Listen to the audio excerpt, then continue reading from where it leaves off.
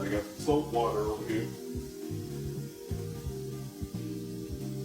I always keep one side of the sink, full of soap so you can keep your hands clean. But yeah. So yeah, let me show y'all how I tenderize these, how I make them juicy, how I make the texture, the outside texture of my wings. So good, crunchy on the outside, on the inside chewy, and just white and done. The most important part, done to perfection.